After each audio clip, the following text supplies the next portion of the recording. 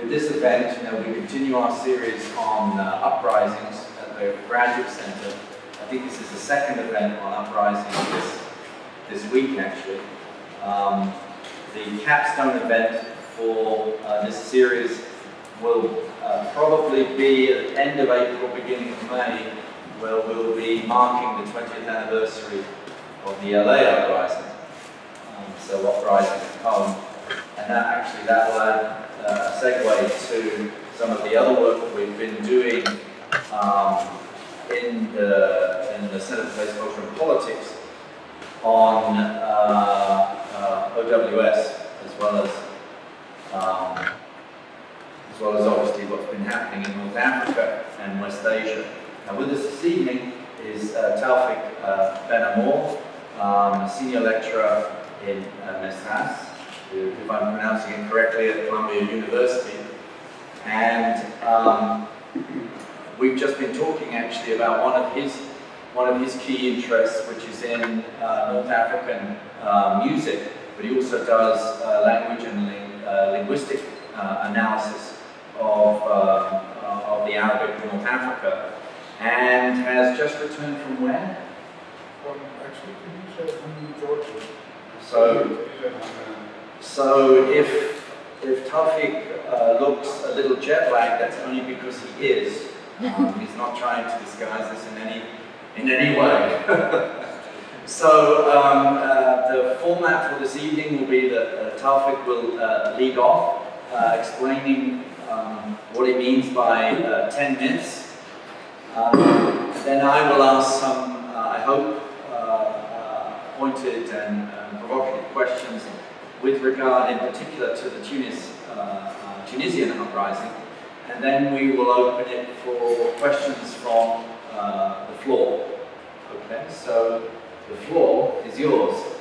Thank you, Peter, and thank you for inviting me and giving me this chance actually to talk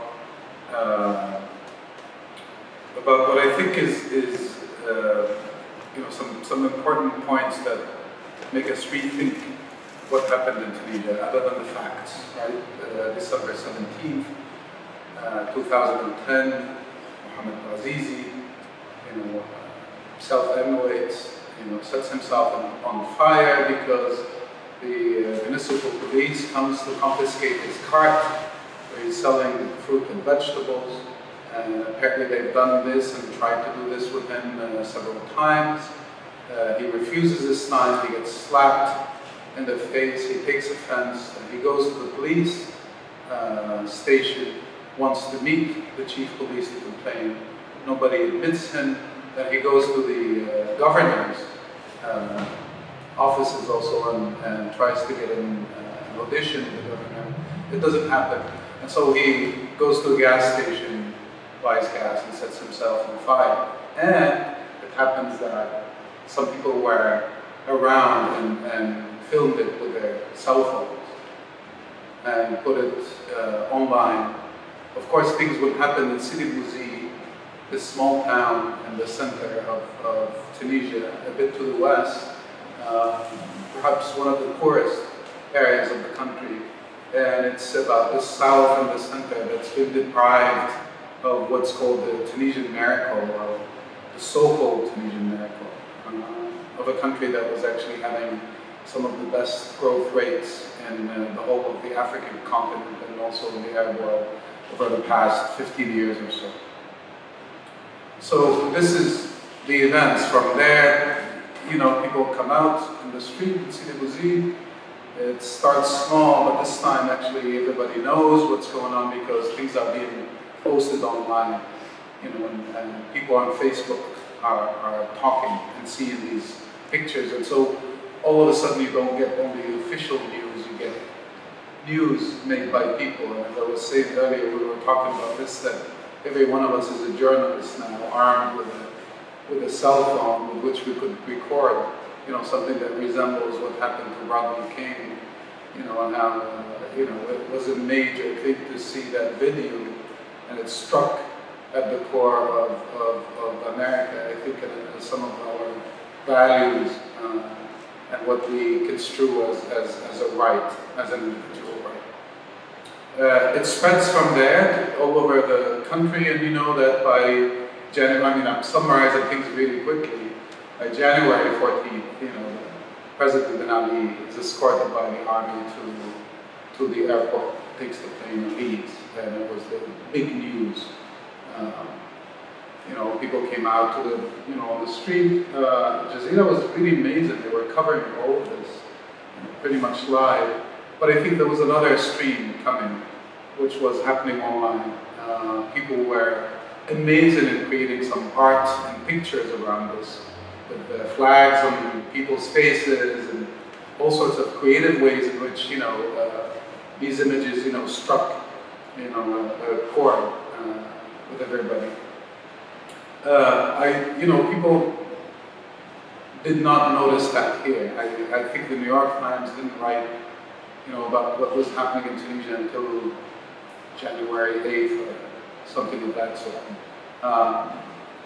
which was a bit late. And then, of course, as people started paying attention, I got a lot of invitations to talk on different talk shows and with different people, etc. And I think, they were asking me questions that I thought were not coming from nowhere, and they're the ones that led me actually to think a little bit about what's behind these questions. Some of the common questions were, what's the role of WikiLeaks in this? Did WikiLeaks cause this? People were asking me about, are the Islamists involved, in this revolution? What will happen to the country? Do you think that the country is really capable of establishing a democracy? And I thought that these questions are coming from a way we understand the region. And I don't think that these myths or these preconceived ideas are only found here in the US or in Europe. I think they're found even in Tunisia, which really made me amazed that people there too were asking the same questions. And I could see sort of a colonial lineage that led to these ideas, to the way people saw themselves, whether they were really capable of doing this or not, and what it would mean. And some of those questions are still being asked today as the country is going through, the mess of democracy, which I call the mess of democracy. That's how it is.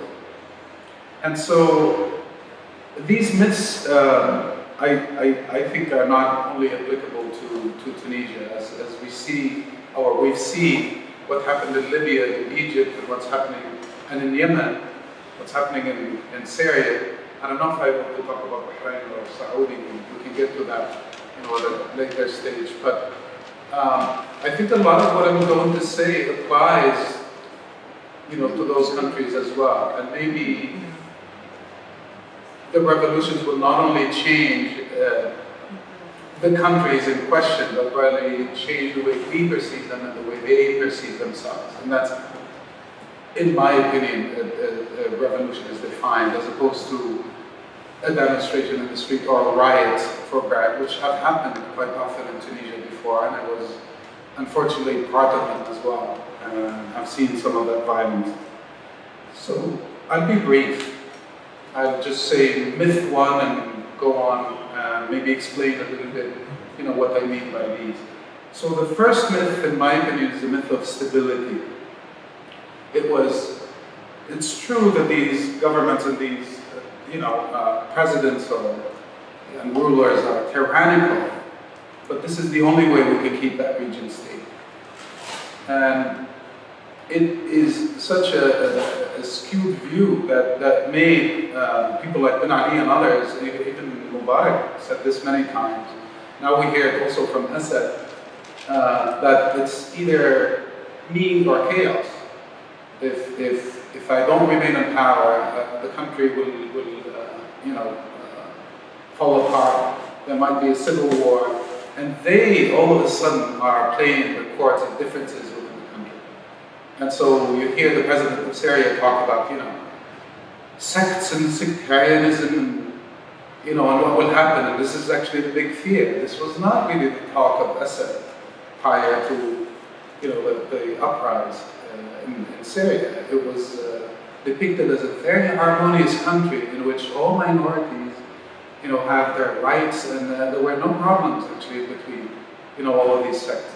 So all of a sudden there's that kind of idea, and you hear it from the Minister of Interior in France, who suggested early on in the events of Tunisia to send some reinforcement, and also people, French police to train, Tunisian police and Tunisian forces, to help them actually contain this. This is, it's outrageous to hear such a thing, and that after that she lost her, position, and turned out that actually, she was involved in so many other things with some Tunisian businessmen, etc. So the myth of stability, it's either this or chaos, it's either this or also Al-Qaeda. And that leads me to myth 2, which is the Islamist threat, or what people were wondering about as the head of the snake. It was really stunning to people to actually have a revolution that is headless. And I think they tried to read into the pictures, the early pictures that we've seen of people, crowds out in the streets of Tunis, and maybe doing a head count. How many women are scarfed in there? How many are not? What are the signs saying? And I think all the symbols and the images that the Tunisian crowds used in the street said nothing about Islam. They actually were completely away from that. What they did is they reclaimed the country by singing its national anthem, and also picking on poetry by Abu Qasim al-Shabli, this poet, Tunisian poet who wrote against, the French occupation. And all of a sudden these lines that are known by all Arabs, by the way, there's this famous, line, إِذَا الشَّعْبُ يَوْمًا أَرَادَ الْحَيَاةَ فَلَا بُدَّ أَنْ يَسْتَجِيبَ الْقَدَرِ. If people one day want to live, then fate shall surely surrender, to their will. And so this line was sung in Egypt, it was sung in Yemen, and it's sung in, now in actually the streets of Damascus and Aleppo and Hama and Homs. And so the signs did not depict any of that, and that was baffling to a lot of people. How come that there's something that's happened that we think the Islamists would be leading, or Qaeda is involved in, and there's no such thing, behind that. Obviously, we have had elections since then, and we have an Islamist party, Nahda party, and so since I mentioned this prior to Nahda's election, now I'm thinking about what that means, and to a lot of people, and Nahda is actually coming up with a discourse that's completely different from what we have heard so far. It's not the brand of Islam that Al-Qaeda has been proclaiming. It's not the Brotherhood of Egypt. It's not the Wahhabi system of Saudi. They're basically saying that they're not going to interfere with people's daily lives. If they decide to drink or pray or not pray, that's truly their business. It's not the business of the government to do that. This is extremely different from the rest of the Islamist discourse that we have heard before. And it makes us think a little bit about Turkey, which has been marginalized in this respect. There's lots of talk about Iran and what's going on in Iran. There's lots of talk, even of Sudan at a certain point. But no mention of Turkey, that has found actually and figured out a way in which, this Islamist party can lead a country where, the Sharia Islamic laws not really enforced on people's lives, and they do have a choice, what to do. But their direction, however, they think, in terms of culture and civilization, is going to be an Arab Islamist one. They have to define that because they've been asked the question. So remember that the Nahda emanates or comes out of an election from those people who were out in the streets. Nahda was not out in the streets. And this is might be one of the disappointments, actually, of this revolution. Maybe I'll mention at the end a few disappointments that I see, myself. Myth 3 is what Azmi Bshara, the Palestinian thinker, adeptly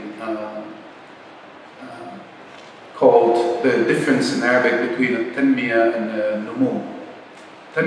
Numu means growth, economic growth. Tanmiya means development. And he struck really a great chord with me as he was talking to Jazeera. He said, it might be true that Tunisia was having, economic growth, but it wasn't having development. That in fact, that money that was coming to the country through tourism or growth and investments, etc., was really benefiting a smaller and smaller margin. And at the end, we discover actually that it was the president's family and his wife's family that were actually monopolizing, most of those resources, to the exclusion even of the elite in Tunisia, which was not to their benefit. This explains why Ben Ali actually left the country, so quickly. He didn't have any support because his wife's family really cut everybody away. They didn't want to share the cake, with anybody. This is not the case in Egypt. And we still today have an elite in Egypt that's not really willing to let go, of that cake, that they have. So even though Tunisia was doing well in statistics, it really wasn't doing well in reality, because you have more and more of these young people who are graduating and have no jobs, and have no work at all, and no prospects whatsoever. It used to be in the past that you could go to Europe or, but all of you know that, hundreds of people are dying crossing in these little boats. But Europe has become a fortress, and it's been a fortress for a long time. That's really excluding, the flow of Africans and North Africans, into it. So there are really no options left. Myth 4 is bread or dignity. And I'm saying this because I'm thinking of Arabic, because a lot of people, when this started in the beginning, they said, no, this is Tawrat Khubz. Khubz is bread.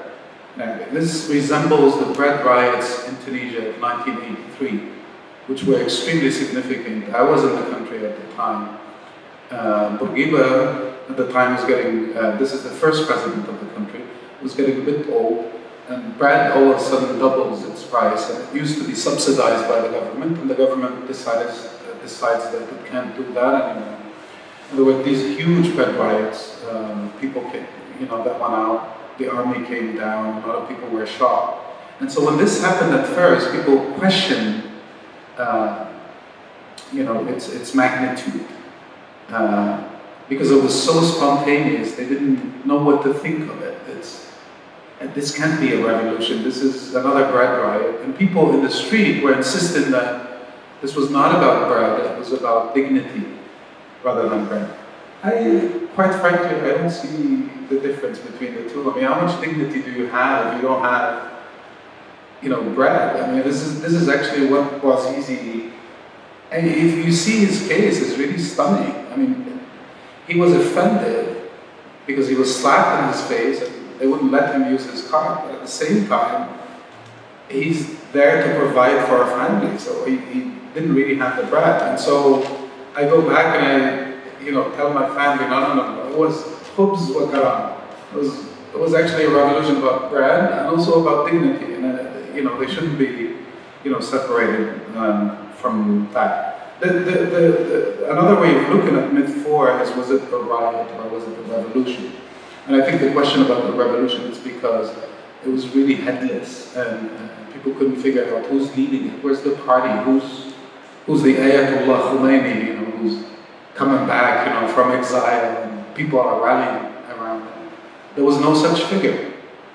And the entire time, Bouazizi was the symbol, but he wasn't the leader, he was just a spark.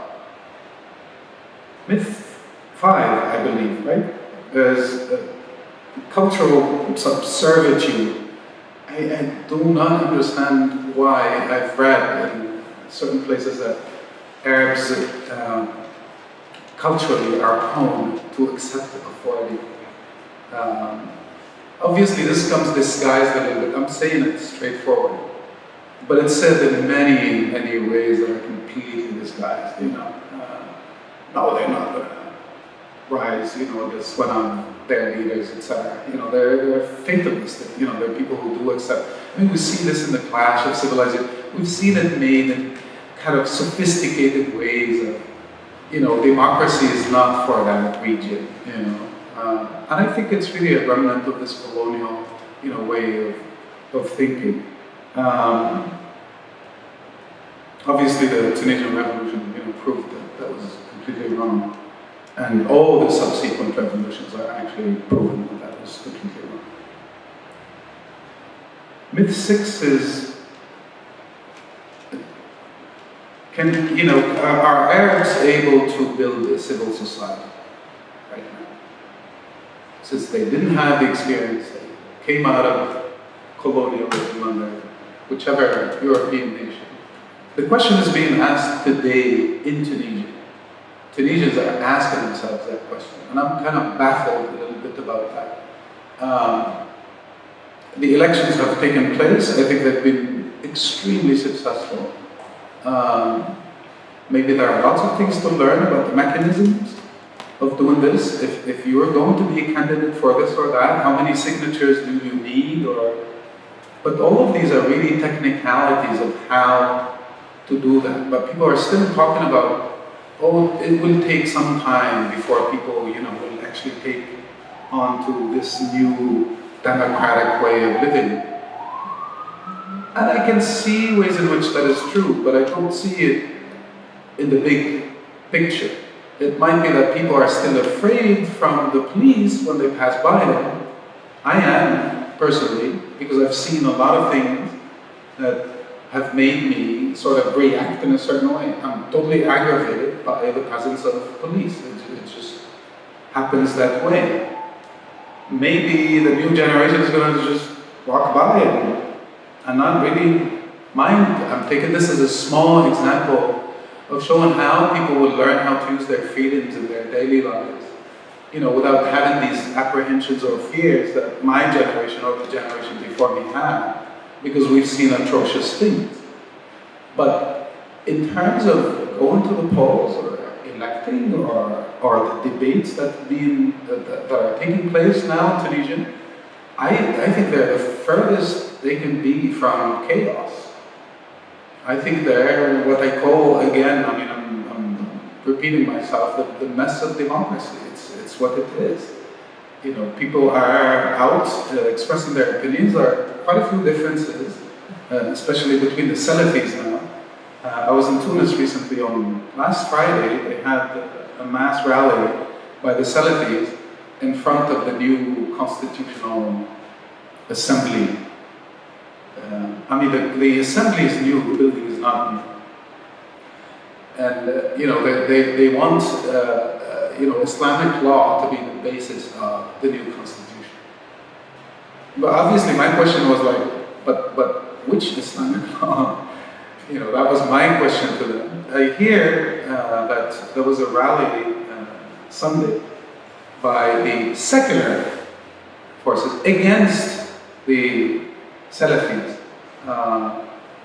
saying that liberties that Tunisians have already, especially in their, the codes that govern, social relationships and lives and rights of women, and etc., should not be reversed. They should be maintained. And so, if this happens, it's what it is. That's actually what democracy is. And so far, there have not been really much bloodshed or violence that should make us completely concerned. There were a few cases here and there, but nothing really consistent or substantial that should make us worry that this will go astray, into chaos. So there I was talking about the idea of a civil society, and I don't know if you follow the revolution and its daily things. People showed this incredible spirit of solidarity with each other. Examples is I called my sister and she goes like, "Oh, I'm sorry I missed your first call. I took dinner out to the army who are stationed in the neighborhood." And of course, as she offered them dinner, I looked at her and they said, "We're sorry, we had dinner 3 times already today." And so, she had to find, other people to. People actually created committees, to protect their neighborhoods. They did that so quickly. People assisted the sick, the old. You could pass by a vegetable stand and there's a sign saying, "Help yourself to the food if you don't have any." This is a spirit that you don't see that easily. And I think that people rose to the level of what a revolution really requires in terms of solidarity and in terms of helping each other. So I think they're completely capable of being a civil society. They've demonstrated it all the way through. So the next myth, myth 7, is the talk about an apathetic youth. We were talking about how all these new graduates, in Tunisia, sitting, chatting on the internet and doing nothing with their lives. I think it was the idea that a certain generation had, it's generational clash, etc. But I think it was really overemphasized, and all of a sudden you see these young people out in the street, being part of this amazing revolution, and also helping so much through the use of new technologies and Facebook, to the point where it made a lot of people really rethink a little bit this lethargic, apathetic youth that's sitting there and doing nothing and not really caring about what's going to happen. I relate to that here when I meet people who lived through the 60s in the US and who talk about this new generation, what they do with their iPads and all that. So that's also another myth that I think got knocked off a little bit in Tunisia, and I hope that it will happen also in the other parts, especially in Syria. Myth 8, I believe, is that censorship is possible in this day and age. And I think I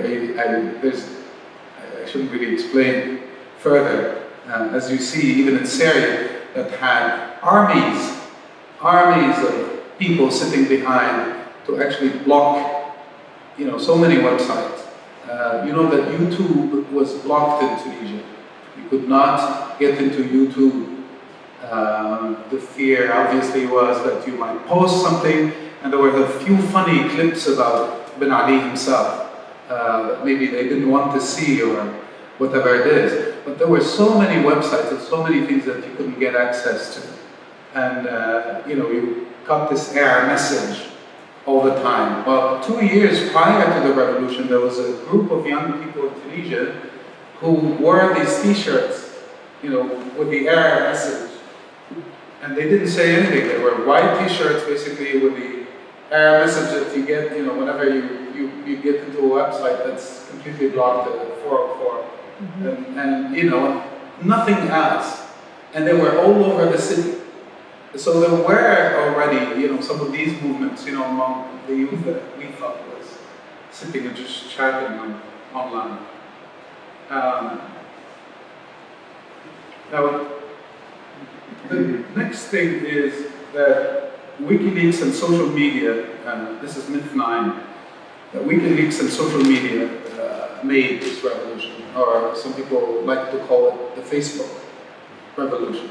And it's really important to make a clarification here. And that people were out in the street, mobilized, dying, or in the case of Bouazizi, setting fire to themselves. It is true that through Facebook and through social media, a lot of organizing took place.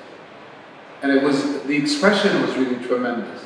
The new images that came out, the new music that was spread out, among people. But the music had to be made first.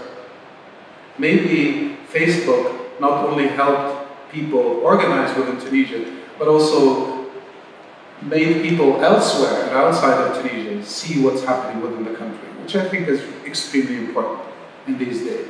This would make the difference in between what we're watching today in Syria through people's little clips, etc., as opposed to what happened in the 80s, when, Assad walks into Ham and Homs and just basically kills thousands of people and buries them there in a matter of a week, and hardly anybody hears about this. This is not possible, today. Through the means what we have. So I see Facebook and I see social media as a way in which, these revolutions were helped, organizing, the word was spread, but that's not where the revolution really happened. There was another level also in the street, where it took place. And knowing how Tunisians and Arabs in general, in an oppressive society, speak and talk to each other, I'm sure, that the word of mouth and other ways of spreading the information played a big role. Now, the last myth that I wanted to mention is something that has to do with the situation of Tunisia now, where everybody is really talking about the secular versus the Islamist, where I think the word secular has kind of taken on completely different meanings. And I wonder who's extremist in this case. The Islamists, especially the Salafis, are basically using the word secular to mean somebody who doesn't believe in God, who doesn't believe in Islam, who's rejected Islam completely. So the word all of a sudden is acquiring new meaning. It means that you're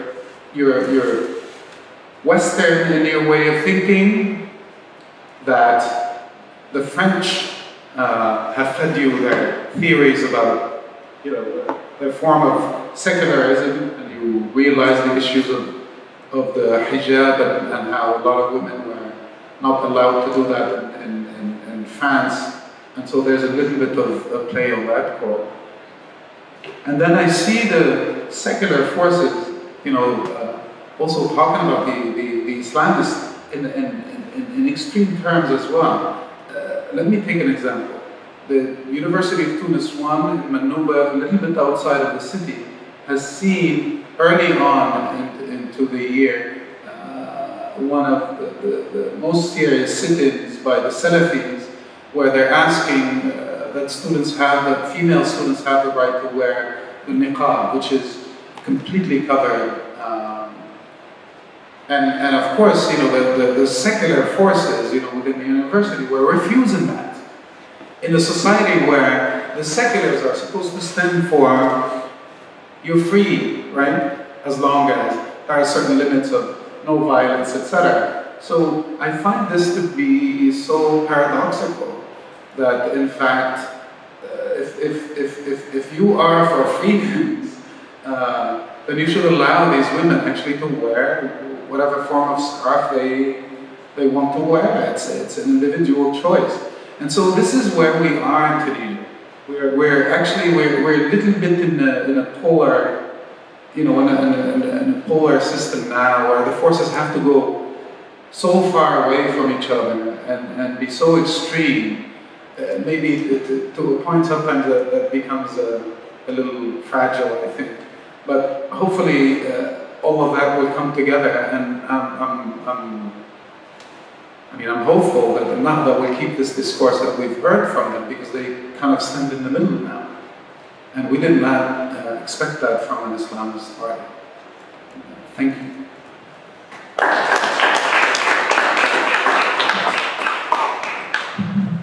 Thank you very much, Taoufik.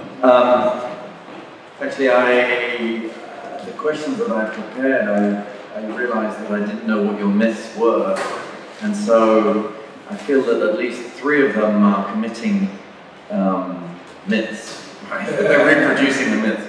So I'm going to pick up on the ones that seem to me to reflect on the picture that you've just drawn, and raise some questions about how we articulate and understand contemporary revolutions, and particularly the one in Tunis. I mean, one of obviously the points that I think is important to make is the difference between the mediation of uprising and mediation as uprising.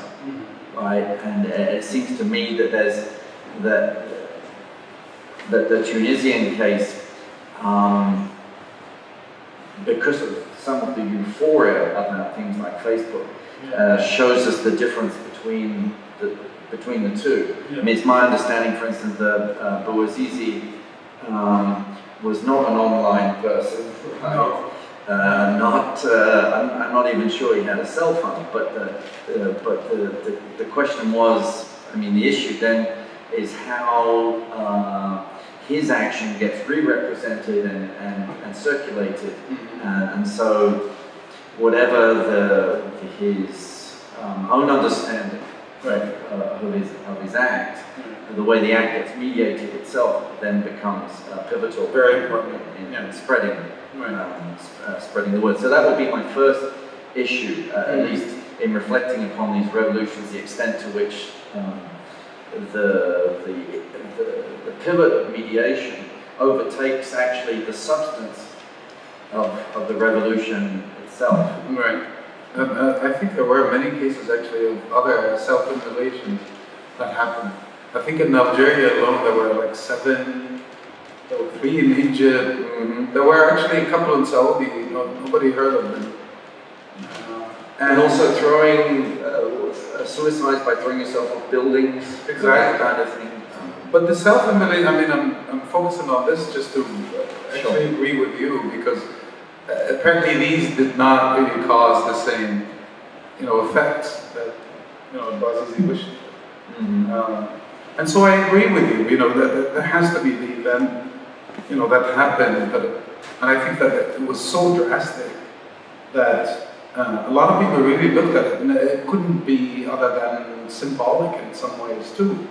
I mean, this guy didn't blow up the place. I mean, we're used to,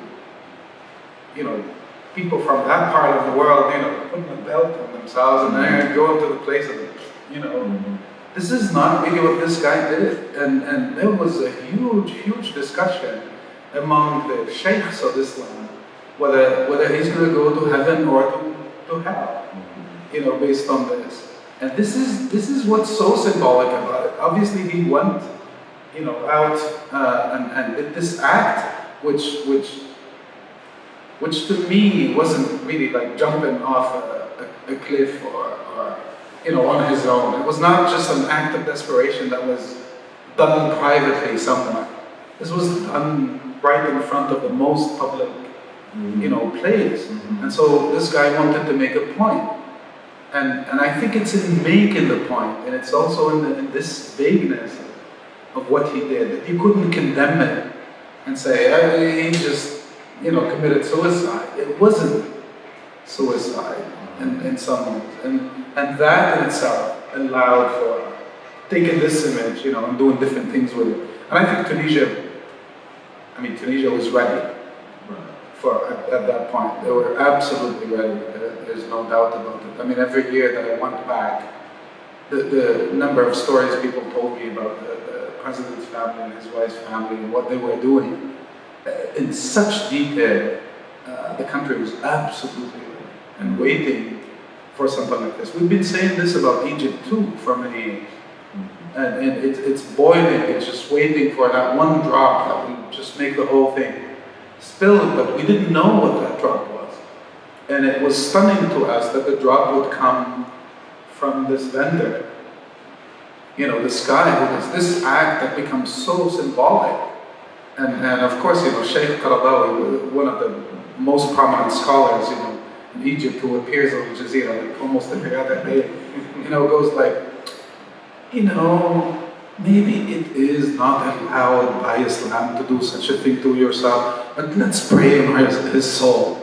This was his way of actually compromising a little bit, with it, because he couldn't reject the act of this guy and see it as, something that religion was stand against. So no, I agree with you that what was done with his image later is important. But I think that the act itself, also on the timing of it, was extremely important. My next question is about, and this comes out, I think, in the way you sketch these myths, about the differences in revolution depending on the geographical location and the geopolitical overdeterminations of location. I think there is a tendency to lump everything together. I mean, the operative term is often Arab Spring, which worries me, not just because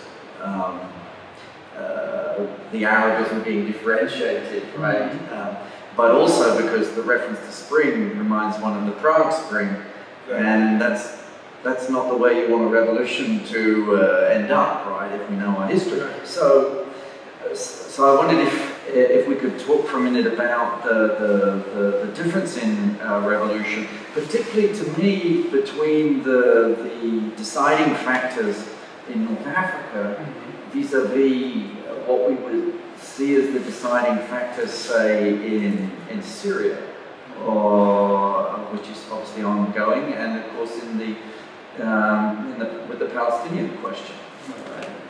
Well, a very important question, but I mean, I wanted to start by saying, a little anecdote of I was in a program where I talked about, we were actually, the Tunisian revolution has just happened, and we were wondering if it's going to spread to other places. And someone else was speaking there, I'm not going to mention their name, but, oh, no, it's such and such a country is very different. Egypt is extremely different. I don't think it will happen there. Or my prediction is it was going to happen, in several Arab countries, despite the differences, because the commonalities also were extremely important. These are all oppressive regimes that have done exactly, that have used the same ways and the same means, whether they're, be them slightly Egyptian or slightly Tunisian, they're so similar, in so many ways. And I think that the economic situation and many other things, created that. But having said that, I see the differences in the way they happen. They're very different. Obviously you've seen that in Libya it turned into an armed struggle. Gaddafi didn't have, a lot of outside support. I don't think there was a flow of arms into the country, and the allies, where am I? Did I say the allies? Because the flow of French planes. Oh, exactly, right. Anyway, that the international community, is willing to step in, and the whole air embargo and the bombing and all that stuff. And Egypt, was quite a different case in so many ways. Obviously, the question of Israel now becomes critical.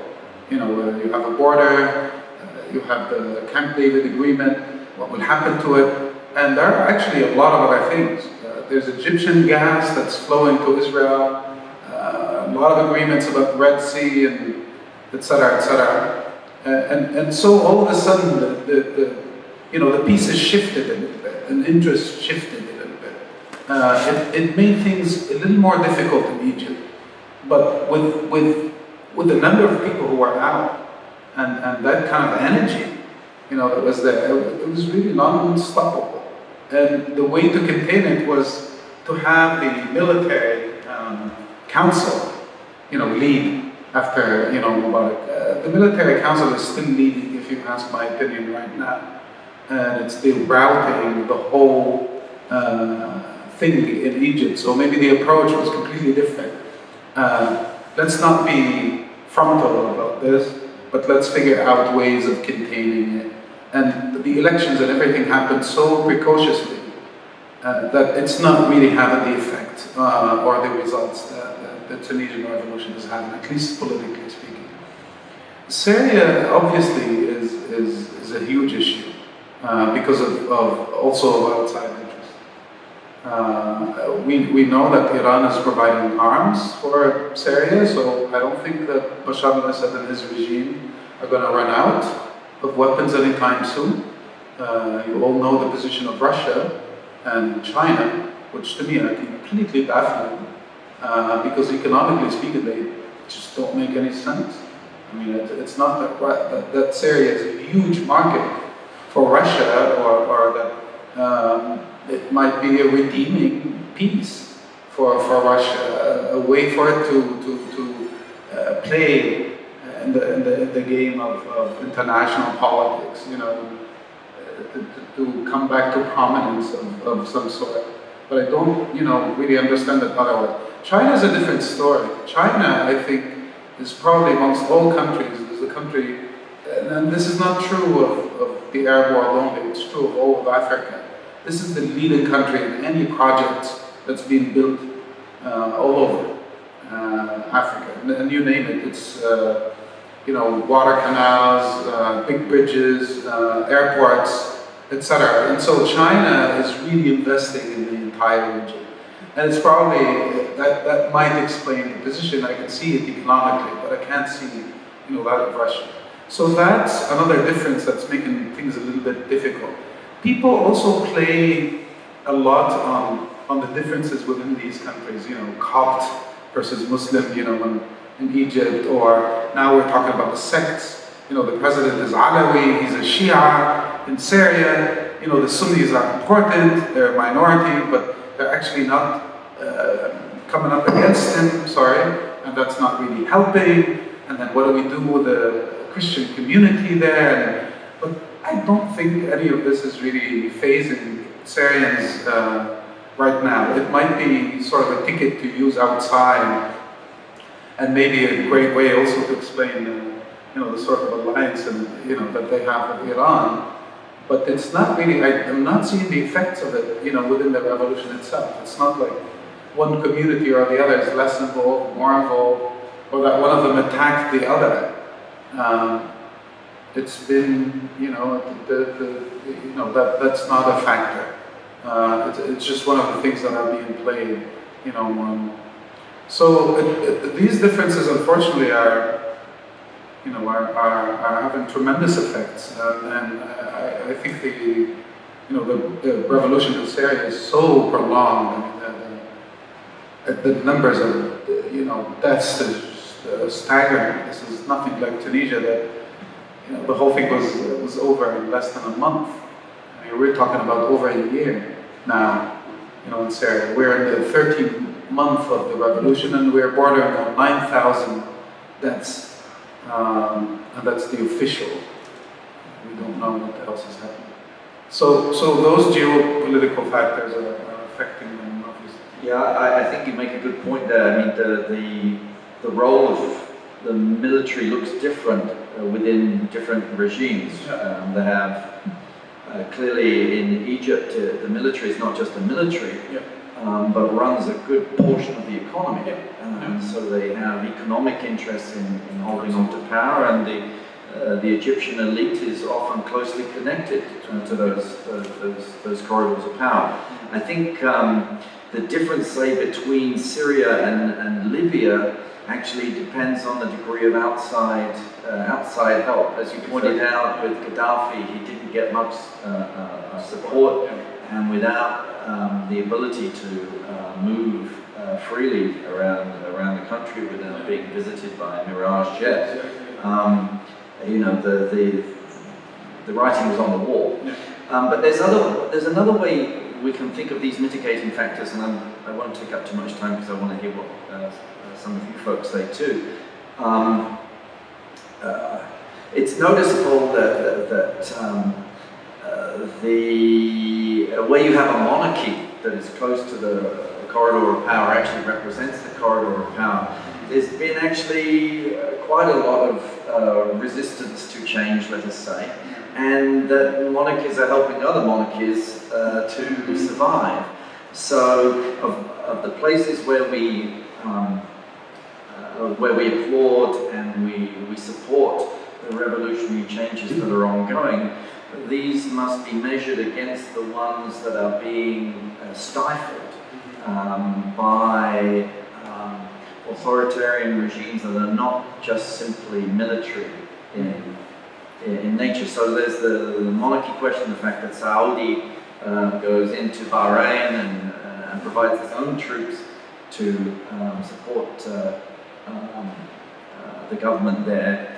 And one one final point in this regard is the geopolitics of oil still determine to a significant degree whether or not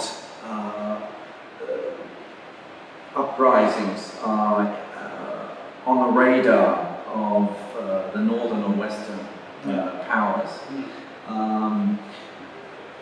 We were talking earlier about the Algerian civil war in the 1990s, where most of the West stayed out of it because the gas and the oil continued to flow pretty freely from the south of the country.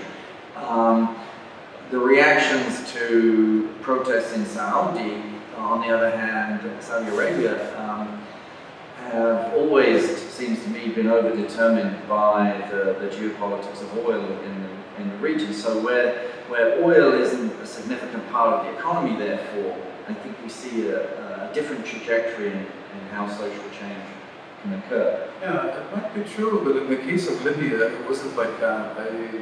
This is actually a major country in terms of producing oil and natural gas. But somehow everybody thought Gaddafi would be done with quickly, and oil will keep flowing, and gas will keep flowing. And to my amazement, I was listening to the news while I was in Germany, and it seems like 4 countries are extremely dependent on Libyan oil to a point where if it stopped, it could be completely crippled. I'm talking about Italy first. And there are pipes that are going just across the sea, all the way up, and also up to Tunisia. That's interesting, given what you were saying earlier about Africans being able to cross the sea. Yeah. No, you gas as well. Take the oil, but not the take the oil, not the Africans. but no, thank you. To my amazement, Germany, also France and Spain, and all of them had depended, to different degrees. Germany a little less so, on Libyan oil. So there was oil at stake. But I think that, all of us know that Gaddafi had burned his bridges, a long time ago. The Lockerbie issue and how that got totally, stretched for years and years and years before it got resolved. The country was under an embargo, for a long time. He was involved in coups in Tunisia and Chad and you name it. There isn't one place that doesn't hold a grudge, against Gaddafi, and so it was a completely different story, and it doesn't explain Syria either, where there's really no oil and no gas, and yet, there's so much at stake. And that will be Israel. Yeah, I think so. I think that Israel is an important question, but I think that Iran's position also is. Iran and Hezbollah. Here we go, Hezbollah that just actually goes around claiming that it liberated southern Lebanon, from Israel. It's the only defender of Qatar is actually against the revolution. This is the stunning politics of sectarianism, 21st century. Because this thought wouldn't have flown by, 30 years ago. It wouldn't have happened. And so I see the importance of oil, but I think that the monarchies are a completely different story. The people within the monarchies, and I've heard some voices in Jordan, as I told you. Of course, the king is speaking, and he's advising Bashar al-Assad actually to let go, leave power and actually look for reforms, etc. He said, if I were him, I would actually leave, or step down. But he's not him, he's a king, and then in his case, or in the case of Morocco, people are really talking about limiting the powers of the king and looking for a parliamentary, monarchy where, the prime minister is actually the person who leads the country politically, and the king, something similar to Great Britain, and so in a way that protects the monarchy. They're not just against the kings themselves They don't want to dethrone them. They want to change the system so that their powers, be limited. And it stuns me when I talk to people in Jordan are either Palestinian or Jordanian. And when I talk to the Jordanians, and the king there's God and then there's the king.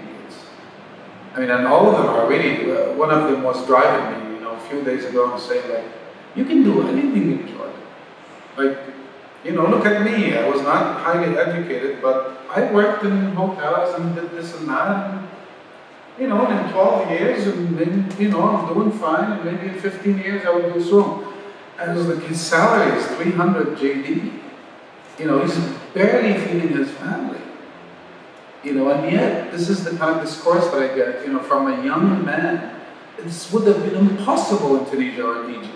You would not ride with a driver who would tell you, everything is possible in the country. To quite the opposite. They would say, look at this horrible place, where I'm reduced to, driving and not being able actually to make ends meet. So I think there's some oil there that the monarchy thing is a little bit. Where there's monarchies in oil, it gets complicated. Yes. And then Saudi has not been open at all. And actually there have been quite a few demonstrations there. But basically everybody's saying, oh, they're happening in the Shia section and it's part of this discourse, this mounting discourse against Iran and its interference in the Gulf, region. And so you hear more and more of that. This is how the whole uprising in Bahrain has been termed as well. Just the Shia out in the street. They're motivated, by sectarian politics, rather than anything else. And so for that reason, it hasn't really worked, that much. Yeah, it reminds me actually, getting back to the Gulf War, how the West worked so hard with their coalition to restore a monarchy in Kuwait, right?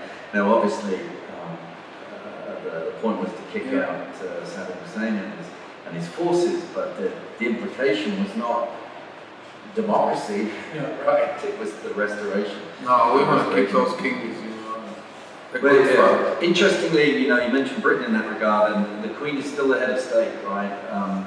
So every week, the Prime Minister has a scheduled meeting with the Queen, and people wonder what that conversation is like. Do you like my jacket? That kind of thing. But hopefully they're heading in a different direction. I had other questions, but I wanted to open it up to you guys at this point. And I'm not treating Taoufik as a native informant, but clearly he's following the revolution very closely. So if we have questions from the floor, I'd be grateful. One of the surprises about the years for people that really didn't know much following the Libyan was how many really well-educated and well-established Libyans living abroad and rushed back out of the fight or the was that something you feel that because it all happened more quickly? Was the diaspora also? Yeah, the diaspora was involved. Some people came back. Some people actually chose to delay their return a little bit. Like Rashid Ghannouchi himself, who's the leader of the Nahdla. There's been quite a movement in exile. And it seems to be typical of all of these regimes, right? You put these people in prison or they flee. And so they kind of create these safe havens or communities, outside, where they can have their newspapers and their meetings, and generally they're still connected to the country in many ways. So the current president is somebody who's been in exile. The current, the prime minister also was somebody who spent time. So most of the new cabinet are people who have been either to prison, and we've saying this so proud, either in prison or in exile. These people have been in prison. They're not, it's like Nelson coming out. Mandela, to leave the country. That was like so euphoric for us. It was like, this is a double, cleansing in some way. That somebody comes out of prison and then leads the country. And so there's that incredible trust, that happens. But it's true, a lot of people were in the diaspora. Even now, who would call middle class. Yes, and Syrians, Egyptians, a lot of, I'm aware of Syrians now who are active, very active right now outside, of the country, in many different ways, and who are ready to go back, when the time comes. So,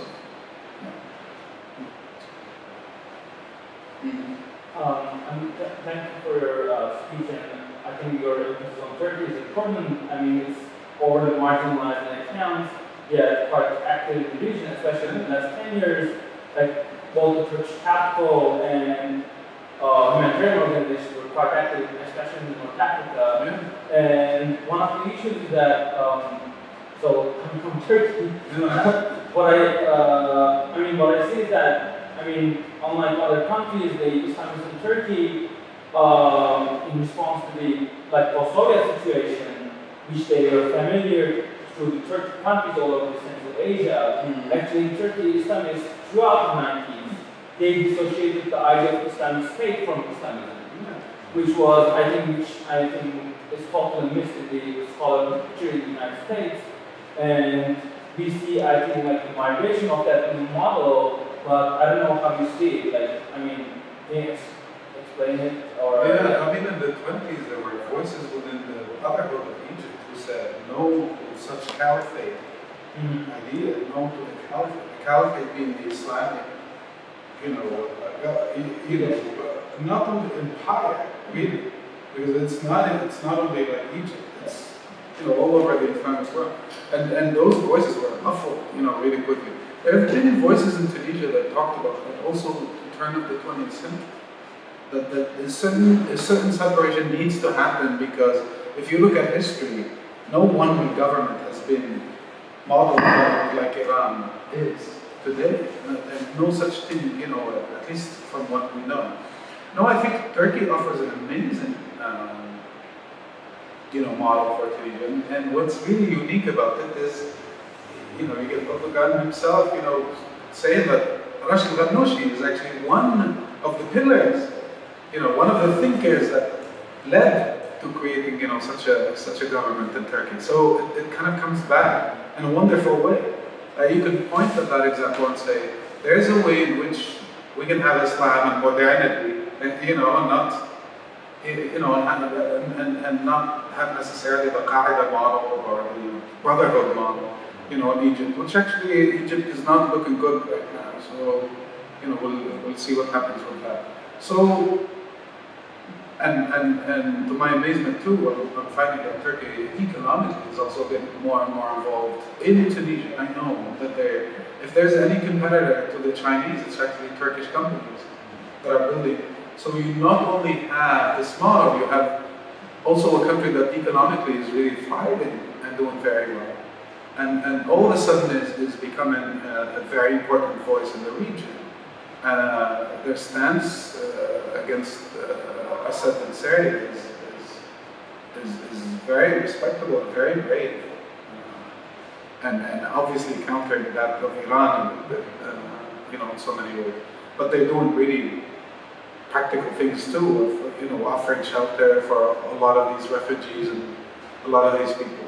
I think Tunisia is going to is looking to that, and it seems like we have this connection in Rashid Ghannouchi, who, by the way, in '79 when the Iranian Revolution was happening, was somewhere in London writing, in his books that there's no conflict between modernity and Islam, and actually you can have an Islamic state that doesn't necessarily enforce, the rules of Sharia on people. And they asked him about. That Tunisia is the only country where we don't have polygamy, because it was banned in 1957.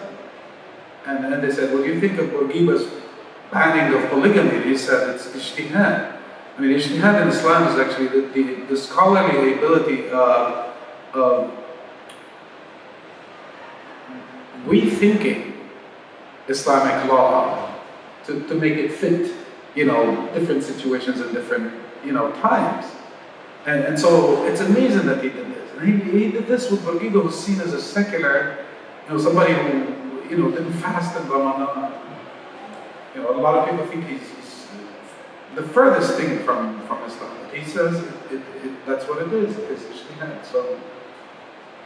So I'm hoping actually that Nanda is really offering a new look onto a different way in which we can see Islam, the political Islam especially.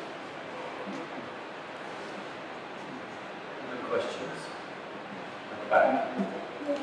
Well, I think you mentioned stuff in terms of the outfit that there are ways to do. They can't hear you. It's hard to hear. Oh, okay. In terms of the outfit, the women's outfit that is actually there is opposition from the more liberal people to do this, and it's contradictory. But another way to look at this is also that they might be looking at the women as being too oppressed to actually be able to make the decision of their own. Yeah. If you are on a state of oppression, you cannot really have a free will.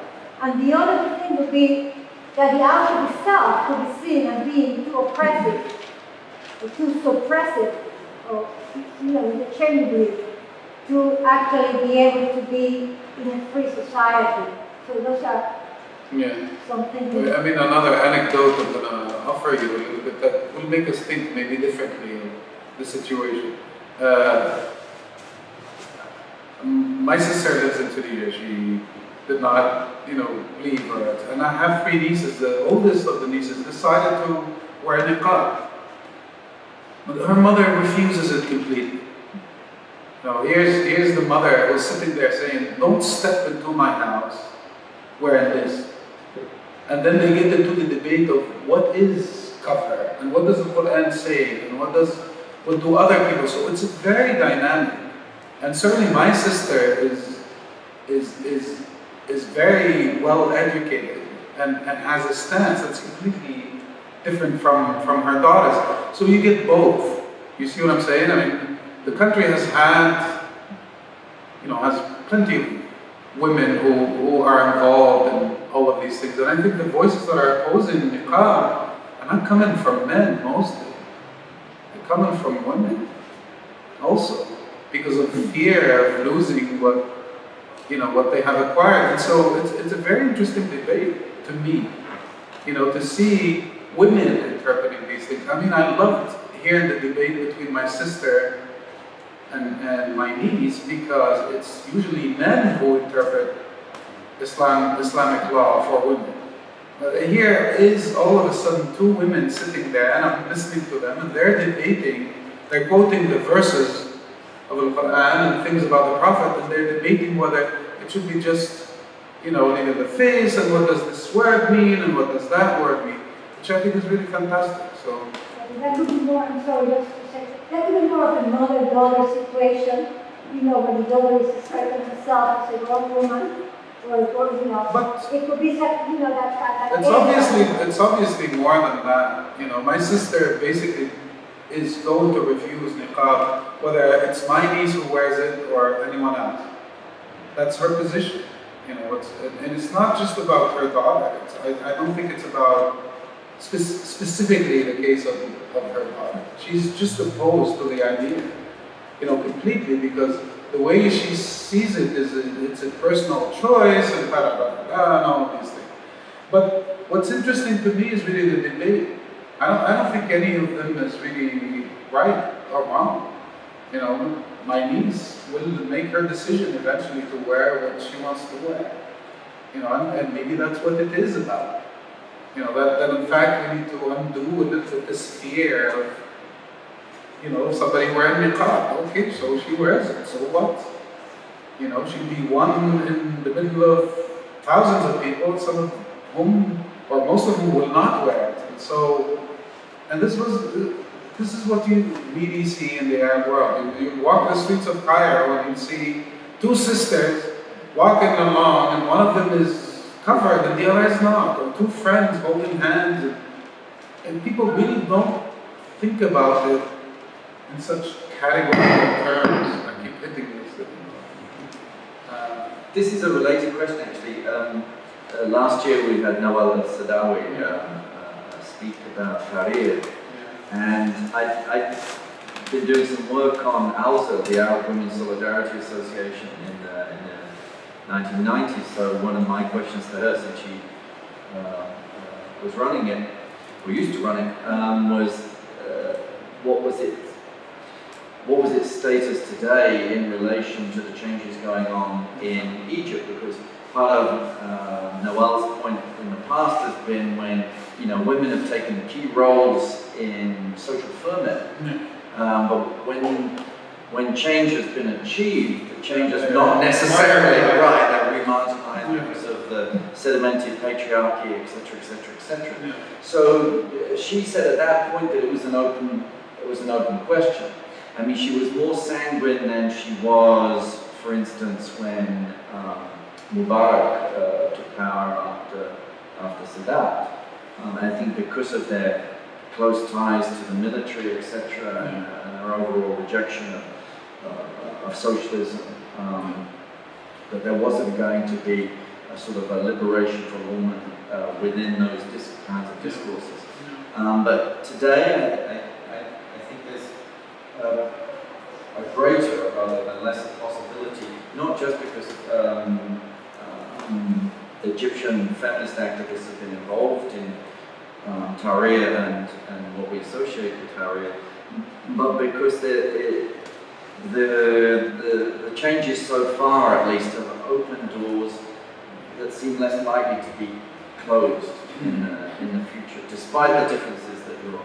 Right. No, that's a great point. It's a great point made by Asya Jabbar and other people about Algerian women being involved in the war of resistance, and then all of a sudden they're completely left out of the picture, as if they did not. And the sacrificial lamb of exactly. revolution. Exactly. But in times of revolution, we're more equal. We're more open. And every revolution actually turns.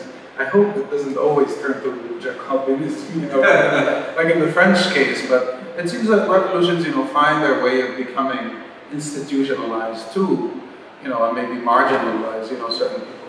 I'm not saying no to that, but I know that in the ballots, the elections in Tunisia, each list had to have 50% of the list had to be women. That in the assembly that we have now, almost a third of the assembly is women.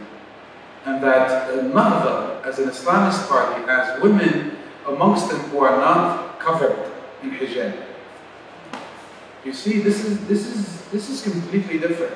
This is very new. That in fact the face, that speaks for the mouthpiece, is this woman whose hair is not covered. It kind of expands your idea of Islam. Certainly beyond what we just read in the media, etc.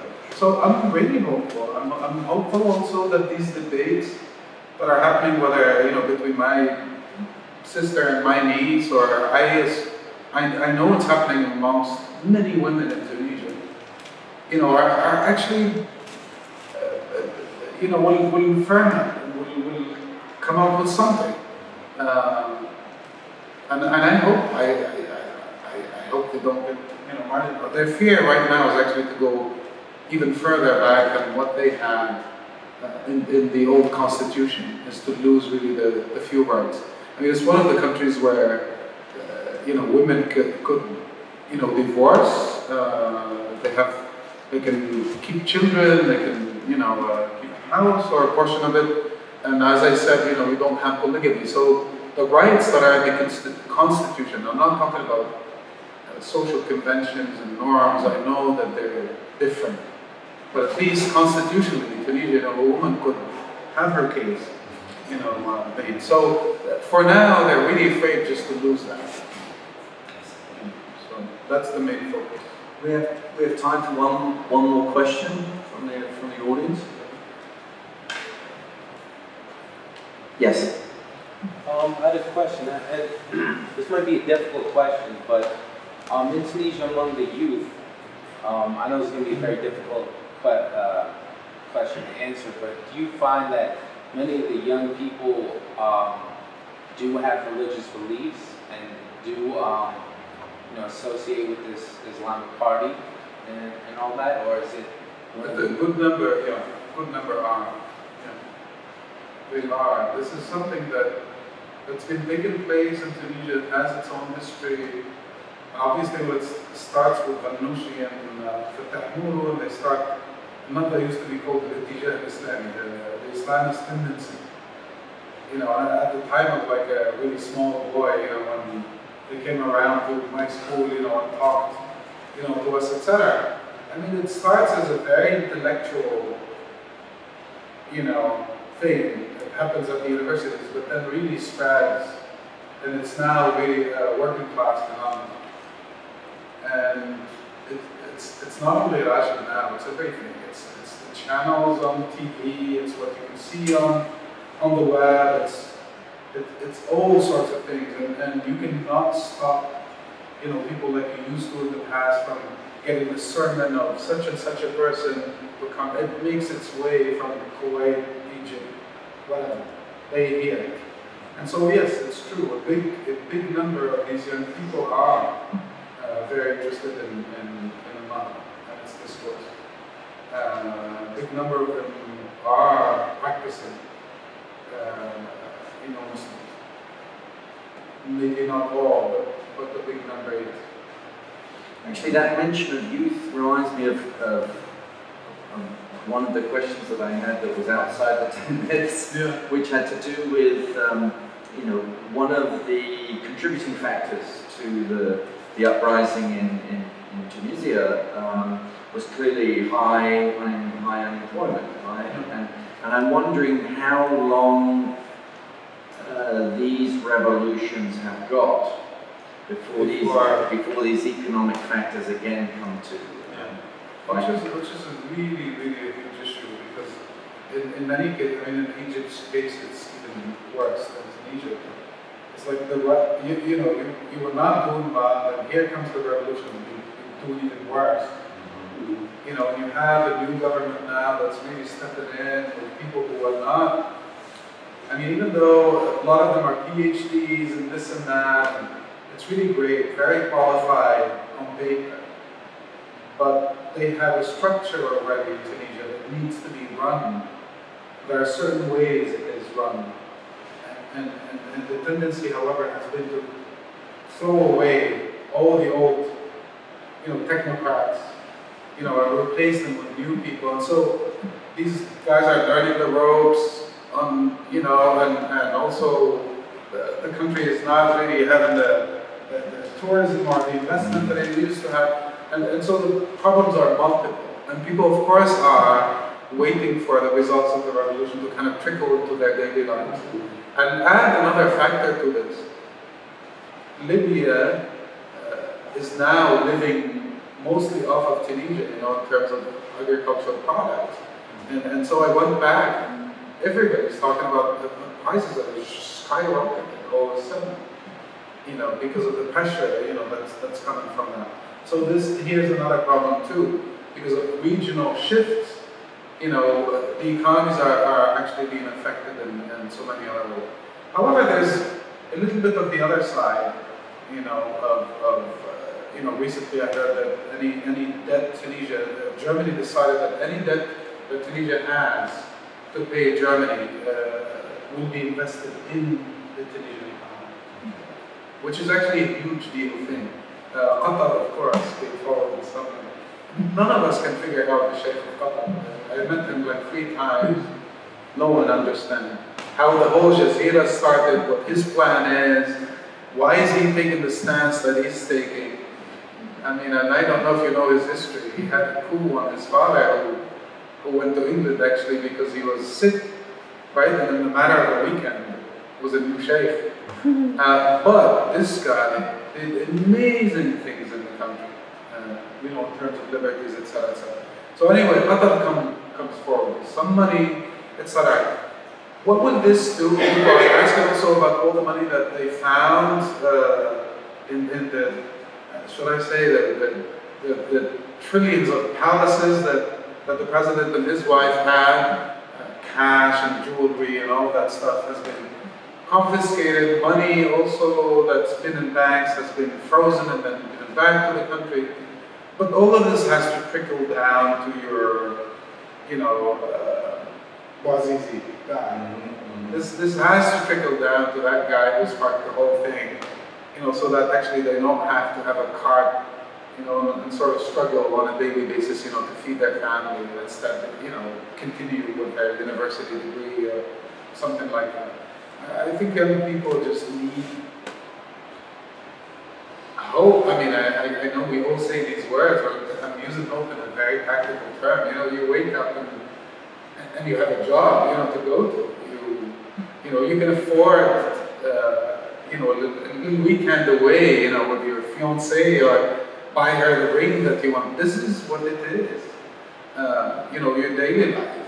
But obviously dignity too, and all of that. It's not coming yet, unfortunately.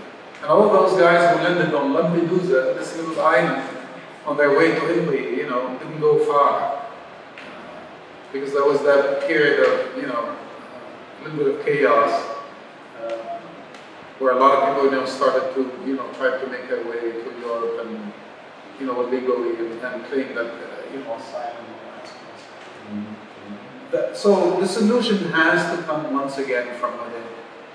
And everybody's waiting for, the party to deliver. And of course this party is saying the same thing again. Who can deliver in 3 months? This country's been corrupt since 1956 when the French left it. I mean, there's another discourse that goes even further. In my opinion, Tunisia's been the same way under French rule, Bourguiba and Ben Ali. There was really no, and Independence Day was yesterday. It wasn't really Independence Day in many ways, They were very much a continuation of, what's going on. So it takes a lot of time to undo this. And I think people are aware of that. Except that there's that daily pressure, right? Except that you have a certain amount of money in your pocket. Of course, my mother was going to go out to the market if she could not buy the vegetables, if she could not make the food that she thinks is really basic. She's going to be unhappy. And we'll see. But right now, there are a lot of strikes and a lot of, everybody takes out, to the street, demonstrations and all of that. So, the lesson there is that revolutions are not only messy, but they take time. Yeah, they do. Well, thank you very much. Thank you.